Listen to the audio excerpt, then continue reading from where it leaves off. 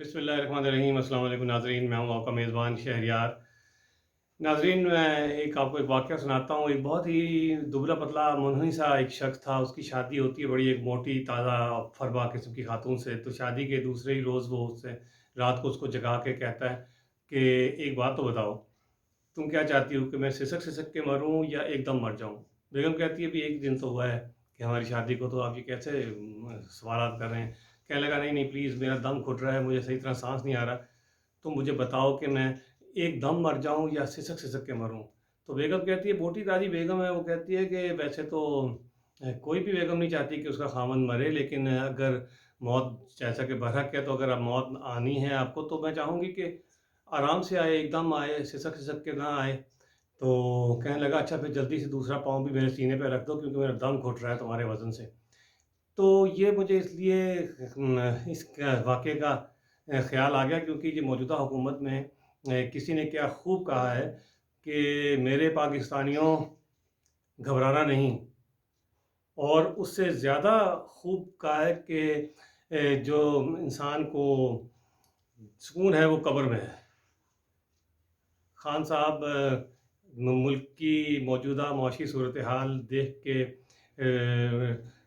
یہی ایسے ہی واقعات اور ایسے ہی خیالات دماغ میں جنم لیتے ہیں، شکوک و شبہات پیدا ہوتے ہیں کہ آپ کہیں اغیار کے ہاتھوں میں تو نہیں کھیل رہے، کیونکہ ایسی باتیں کر کے لوگوں کے ساتھ بڑی ان کی جو ہے نا ستم ظریفی ہے ان کے ساتھ، کہ ان کو ایسے باتیں سننا پڑتی ہیں۔ پیٹرول مہنگا، گھی مہنگا، اجناس مہنگی، کھانے پینے کو ان کے لیے مشکل ہو گیا۔ ایک اچھے بھلے درمیانے درجے کے لوگ جو ہیں ان کا لیے اس آپ کے دور حکومت میں رہنا مشکل ہو گیا ہے۔ میں بہت آپ کی فیور کرتا ہوں اور کرتا رہوں گا آخری دم تک، کیونکہ میں سمجھتا ہوں کہ ہمیں ایک بہت ہی ویژنری اور ایک عظیم لیڈر میسر آیا ہے، اور میں اپنے جو بدظن اور بدگمان لوگ ہیں آپ سے، میرے دوست احباب، ان کو میں بتاتا رہتا ہوں کہ آپ جو ہے ملک کے لیے بہت کام کر رہے ہیں۔ یہ جو بھی گند پڑا ہے، یہ بے چینی، افراتفری، نا امیدی، مایوسی کا عوام میں، یہ پچھلے دور حکومت کی نواز شریف اور زرداری کی وجہ سے ہے۔ آپ نے کہا ہے کہ قبر میں ہی سکون ہے، تو اس سے زیادہ اچھی بات کسی نے کہی ہے کہ اب تو گھبرا کے یہ کہتے ہیں کہ مر جائیں گے، مر کے بھی چین نہ پایا تو کدھر جائیں گے؟ دیکھیں خان صاحب، زندہ رہنا جو ہے ہر ایک انسان کا حق ہے، پرسکون اور اچھے طریقے سے زندہ رہے۔ موت کا مزہ تو ہر انسان نے چکھنا ہے خان صاحب، میں آپ سے درخواست کروں گا انہیں زندگی کا بھی مزہ چکھنے دیں۔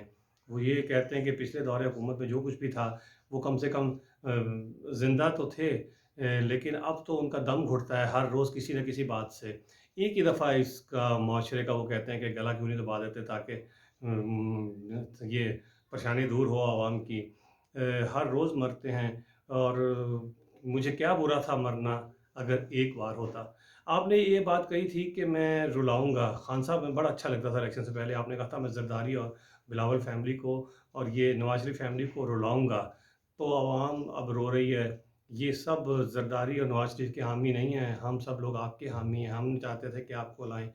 ہاں میں ابھی بھی آپ کی فیور کرتا ہوں، یہ جو آپ درخت لگوا رہے ہیں، میرے گمان اور بدتمیز دوست نے پھر کہا کہ دیکھو خان پھر درختوں کے پیچھے پر چل پڑا، اٹک جا کے پھر تقریر کر دی درخت لگوانے کے۔ میں نے کہا بے شرم آدمی، تم یہ کیوں نہیں سوچتے کہ فوج جب اگلی دفعہ نواز شریف کو لے کے آئے گی، پھر اس سے اگلی دفعہ فوج زرداری کو لے کر آئے گی جیسا کہ پہلے لاتی رہی ہے، تو تم لوگوں کا جینا مشکل ہو جائے گا، اس معاشرے میں سانس لینا مشکل ہو جائے گا۔ اور یہ جو ہمارا لیڈر عمران خان ابھی 10 ارب درخت لگا رہا ہے، اس وقت یہی آکسیجن دیں گے تمہیں سانس لینے کے لیے۔